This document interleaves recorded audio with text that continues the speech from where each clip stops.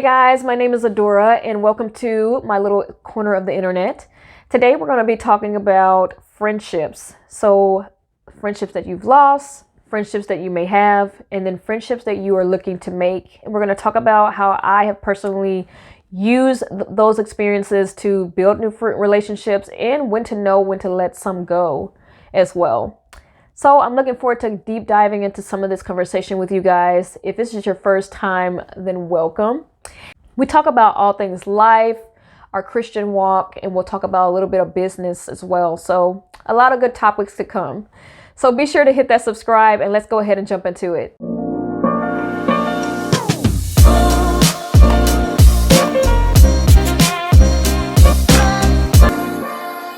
So first of all, let me just say that I would consider myself an introverted person. I can definitely spend a lot of time alone and not be bothered. But I'm also very social, so I have a good mixture of wanting to get around other people. I've always been that way.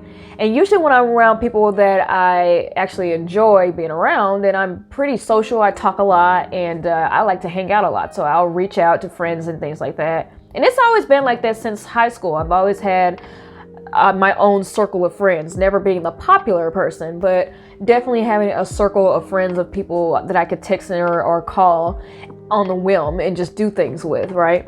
And so I never really had the friendship problem until I got to college. Once I got to college, we all kind of spread out and went to different schools, and so I had to start from scratch. And so that was my first experience having to start from scratch. And of course, it was a very hard experience. I'm trying to learn the campus and learn what it means to be in college. And then also looking around to see, like, are there any people that I can kind of connect with? So first thing I did was try to stay on campus, go to certain events. And one time I remember it was around lunchtime. So I went on to the cafe area, and I usually don't eat in there, but I wanted to kind of do something different out of my routine. And I sat at the table by myself, and it was a group of girls. It was maybe like 3 or 4 of them at the time. I think it was 4. And they were like, hey, do you want to sit with us? And so I sat with them, and those became my first group of friends in college. And then I kind of kept those friends for at least 3 years, and they were a little bit ahead of me, so they graduated earlier than I did. And so once they left, I was back at the place I was in high school, where I had to kind of build new relationships because now I'm on campus. And so what I decided to do was to get a dorm on the campus. So I actually lived there. And then so I made a couple of friends in the dorm room. Of course, you meet a couple of friends here and there during class. So eventually I started getting more friends again to last me outside of school. And then again, you have the part where you graduate, right? So you're excited to go to the next level. And then here I am again, having to build new friends. And so what I did now on my third time go around was to go to what I knew to go to, which is church. And so once I went to church, I got into the young adults group there, hung out with those people. So I got to the place with my church friends where I thought that, these are the people I'm probably going to keep, and then I'll have them for a long time. And then what ended up happening was I wound up having about, 8 to 10 friends from the young adults ministry. And we'd hang out, get coffee, go to movies, things like that. So over the years, you start developing these relationships with these people. And then as the time went by, it was about 4 or 5 years later, I started noticing things change. People get married, people get new jobs, people just don't want to do things sometimes. And so as I reached out, I wasn't really getting it reciprocated back. So if I text something to go do, or I invited someone to do something with me and my family, it really wasn't reciprocated back to me. I would just have to see them at church.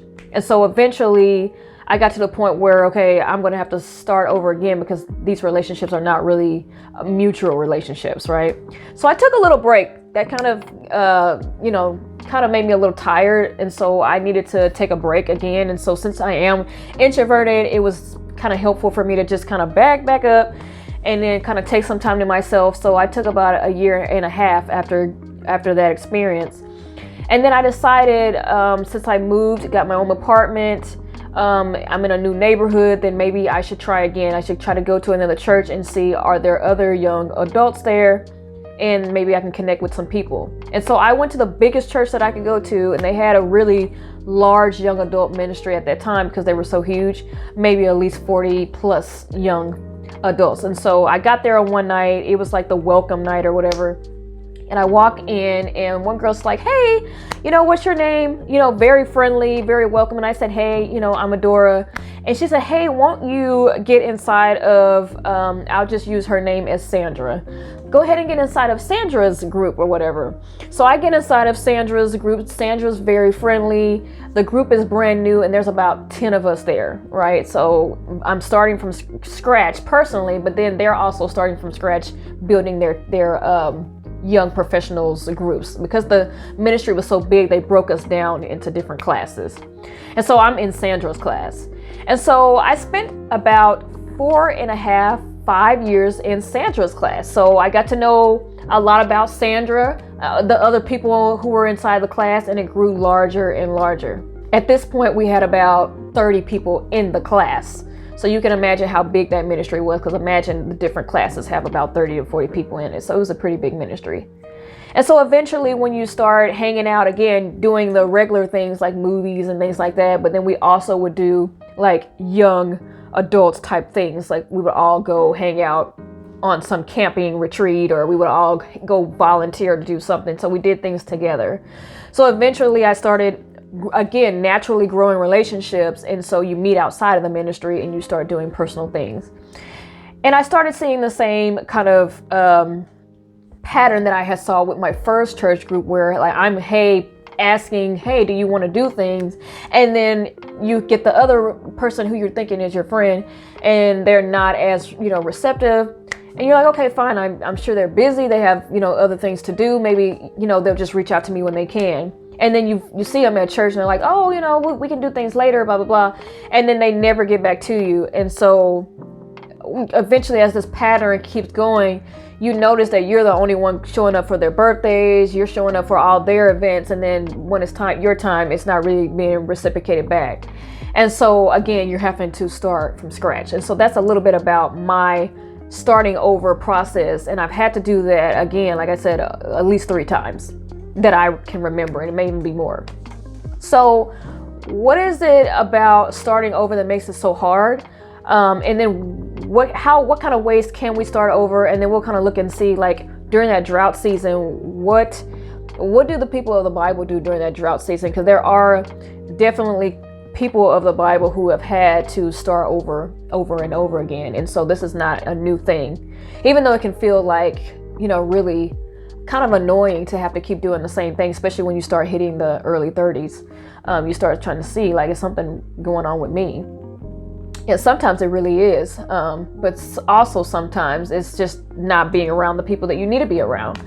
And so the first thing that I evaluate now when I'm choosing friends is, is this person available for a friendship, right? So a lot of people say that they want to make friends. A lot of people say that they're looking for new friends, but actions do speak louder than words. So if the person is not only just friendly when you see them, but if they're not reciprocating that during the week, or you're not ever hearing from them, it can probably be a sign that it's not really a friendship, or that maybe you need to just give it a little bit of time to see. For instance, I recently had at least 3 different people that I met, just a regular networking event I met them at. And we exchanged numbers, they were very nice. And so we opted into seeing, hey, maybe we can meet for coffee or something like that, just to, get out of the house, get to know each other, blah, blah, blah. And so I ended up inviting them on 3 different occasions to come out, do something basic like that, just for a couple of hours. And then I noticed that they never, of course they turned it down, which is fine because people have things to do. But then they never came back and said, hey, why don't we instead of doing it on that day, why don't we just do it, next month or something like that. So they never came back to bring it back up. So once I initiated it, it never came back in fruition. And so that's like my first red flag, because I've already had to do this several times, is if it's not being reciprocated, then they're not ready for a new friendship. So that's one of the first things you can look at. And then the second thing I look at is, am I being supported back? So I do a lot of things for my friends. I've always shown up for them. Even when there's like literally nothing going on, just a simple text of, hey, how's it going? How are you doing? Just to check on your friends. It's like super important to maintaining the relationship so that they know that they can depend on you if need be, because sometimes, life happens and you need somebody to talk to, right? And so I kind of make a purpose with my friends to at least let them know that I'm there, even if there's absolutely nothing going on. If a person is not reciprocating this back to you, like you never hear from them during the week, it goes weeks and weeks and weeks, then they're not in the friend category. And it doesn't mean, that's a bad thing, that they just need to stay in the associate category or a person that you see, at an event category, not necessarily the friend category. So I'm very particular about that too. So if it's not quite being reciprocated, then I do not bother putting you in the friend category. I kind of stick you here. And then the last thing I look at is, does this person have their own goals, their own ambition? Because if you are around people who are not like you, in my case, I'm very ambitious. I have certain goals that I want for my business. I have a certain outlook that I'm looking working towards. But if you're around a circle of people who don't necessarily have that, they're in their own routines, they prefer to do the same things, they don't like to do change, XYZ, they don't like doing, then you start not fitting in. And so what I look for in friends now is, am I fitting in with the circle of people that I'm picking as friends? And this is what I would suggest you guys look at too, these 3 categories. So again, are my friends being supportive? If they say they want friends, are their actions aligning up with wanting friends? So are they reaching out to you? Are they asking you to do things? And then lastly, looking at the overall picture, am I really reaching out to people who fit me? Are these my people? Because we should have something in common. They should have their own goals. They should have something that is going to keep you guys friends for a long time. Because what's going to happen is, if it's not equally yoked, it's not going to work. You also want to make for sure that you're your own friend. And this is something that I have to work on all the time. I always give my 100%. So I know that I have a lot to give. And so that's something you have to think about as well as you look for new friends, is what is it about me? What do I have to give to a friendship? And once you hone that down and you become your own friend, then you can start looking for those particular friends and fitting into those categories. So those are a little bit about my boundaries and how I look around and look for friends and what I look for inside of friends. And you feel free to use your own categories, because we are all unique and we're all different. But you can kind of use my blueprint and see, are my potential friends fitting in these categories? And if they're not, then maybe they should just stay associates. Let's look at Joseph in the Bible. I was kind of thinking about him early last week, and he came up on my mind again. And if you can remember, he had been given a special coat from his father, Jacob. And he told his brothers, and his brothers sold him into slavery, right?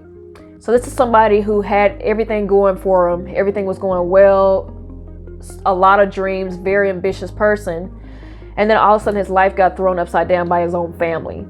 Okay, so oftentimes we're in a season where not only is it dry, but it seems like even our family is not working for us, let alone friends, right?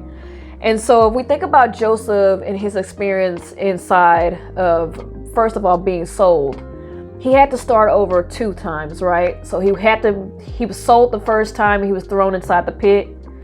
And then he managed to do so well that he became second in command next to Pharaoh.